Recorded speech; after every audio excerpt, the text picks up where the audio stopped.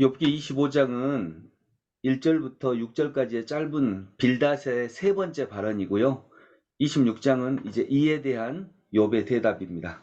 빌닷의 주장은 간단합니다. 전능하신 하나님 앞에서 의롭다고 주장할 인생은 누구도 없다라고 하는 말입니다. 아무도 하나님 앞에서는 의롭다고 주장할 사람이 없다. 이에 대해서 욥은 하나님이 빛과 어둠을 나누셨고 바다를 정복하셨고 또 그분이 하시는 일은 우리가 다 보고 느끼고 있는 것은 그분의 하시는 일의 일부에 지나지 않는다. 우리가 어찌 그분의 하시는 모든 일을 이해할 수 있겠느냐.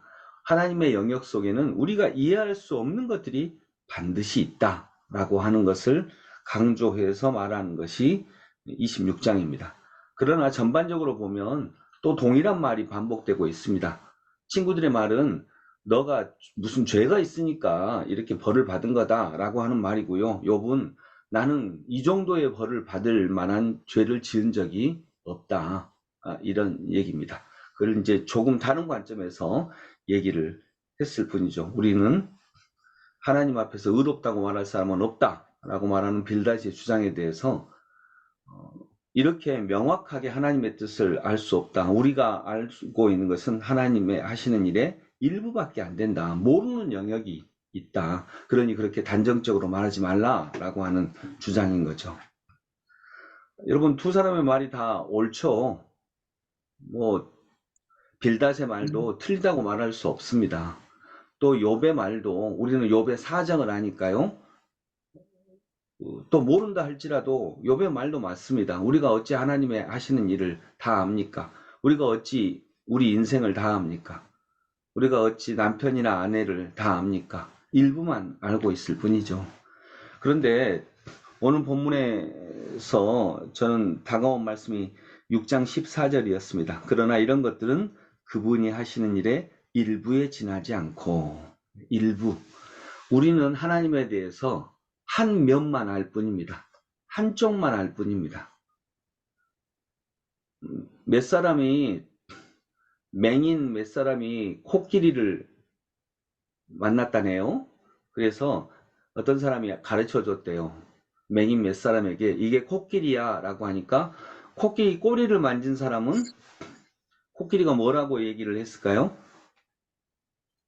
코끼리가 코끼리는 붉은 밧줄이구나 이렇게 얘기를 했어요. 또 코끼리 다리를 만진 사람은 코끼리는 굉장히 큰 기둥처럼 생겼네 이렇게 얘기를 했고요. 코끼리 몸통을 만진 사람은 코끼리라고 하는 짐승은 벽처럼 생겼네, 큰 벽처럼 생겼네 이렇게 얘기를 했어요. 이 세 명의 맹인이 이렇게 얘기를 할 때 다 맞는 얘기입니까? 틀린 얘기입니까? 다 맞는 이야기입니다. 동시에 틀린 얘기가 아닌데 다 부족한 이야기입니다. 일부 지식인 거죠. 부분 지식인 거예요. 다 맞는 이야기인데 다 부족합니다. 근데 우리가 하는 말의 대부분이 아마 그럴 겁니다. 물론 틀릴 때도 있고요. 다 맞는 얘기입니다. 그러나 거의 대부분 다 부족한 이야기입니다. 내 앞에 있는 사람의 가슴을, 마음을 만져주기에는 부족한 이야기입니다. 그래서 우리는 항상 기억해야 되는 게 우리가 하는 말의 대부분은 부분 지식일 뿐이다. 하나님의 이 세상의 일부, 진리의 일부만을 말할 뿐이다 라고 하는 것을 항상 기억해야 되겠습니다. 그래야 내가 하는 말이 전부 다 100% 옳은 지식이다라고 주장하지 않게 됩니다. 우리가 다른 사람에게 공감해야 하는 이유도 마찬가지입니다. 네 입장에서는 그럴 수 있겠다라고 공감하는 이유는 우리는 전체를 다 알 수 없기 때문입니다. 오늘 본문 저는 빌닷의 세 번째 발언을 보면서 세 친구가 있는데 세 친구가 다 똑같구나라고 하는 생각을 하게 됩니다. 똑같은 말을 합니다. 부분적으로는 다르지만 전체적으로는 다 똑같습니다. 세 명의 친구가 다르지 않습니다. 하나님은 그들 한 사람 한 사람을 다르게 만들어 놓아 주셨는데 그들이 다르지 않아요. 다 그냥 비슷한 얘기를 하고 있습니다. 왜냐하면 하나님을 닮은 게 아니라 세상을 닮았으니까요. 세상의 흐름과 세상의 관점을 닮았으니까요. 그래서 세상을 닮았기 때문에 위로가 되지 않습니다. 왜냐하면 세상은 우리에게 위로를 주지 못하기 때문입니다. 경쟁 속으로 우리를 내몰 뿐이죠.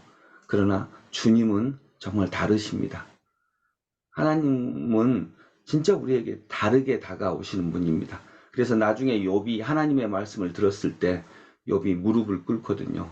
왜냐하면 지금까지 들었던 말과 다르거든요. 여러분, 우리가 하나님을 만나는 그런 시간, 이 세상에 하는 말과 전혀 다른 말을 나누는 듣는 그런 시간 우리가 기대하고 기다릴 수 있기를 원합니다. 소망하는 자에게 하나님은 분명 다른 음성을 들려주실 것입니다. 세상과 다른 음성을 들려주실 것이고, 그때 우리는 위로를 받을 수도 있고 깨달음을 얻을 수도 있고 용기를 가지고 이 거친 세상 속으로 달려나아갈 수도 있을 것입니다. 오늘 말씀의 핵심은 이렇습니다. 우리가 알고 있는 것은 일부밖에 되지 않습니다. 그걸 인정하고 오히려 그러기 때문에 내 주장을 너무 강하게, 주장을 할 필요는 있지만 너무 강하게 할 필요는 없고, 왜냐하면 우리는 분명히 일부만 알고 있으니까요. 내 주장을 강하게 하기보다 내 앞에 있는 사람에게 공감해주고 집중하는 저희 그리스도인이 되기를 바라고, 그럴 때 하나님께서 세상과 전혀 다른 모습으로 나를 만나 주심을 믿습니다. 기도하겠습니다. 하나님 아버지, 욥기는 전체적으로 볼 때 나쁜 사람도 없습니다. 또 틀린 말도 거의 없습니다. 친구들의 말을 들었을 때 이거 맞는 말인데 뭐라고 흠을 찾기가 좀 어려운 말들이 계속 있지만, 그 말에 욥은 단 한 번도 위로를 얻지 못합니다. 용기를 얻지도 못합니다. 하나님,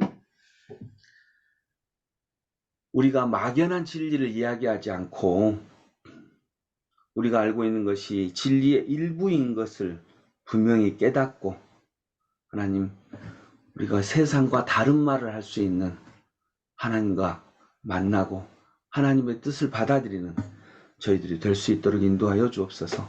세상과 다른 말을 가운데 우리는 위로를 얻는 줄로 믿습니다. 그 속에 하나님의 뜻이 계시기 때문입니다. 하나님의 손길이 계시기 때문입니다. 하나님, 우리가 알고 있는 생각들이 100% 옳은 말이라고 확신하지 않고 오히려 내 앞에 있는 사람의 손을 내가 다 알 수 없기 때문에 그냥 붙잡아주고 안아주는 그런 은혜를 누리게 하여 주옵소서. 예수님 이름으로 기도드립니다. 아멘.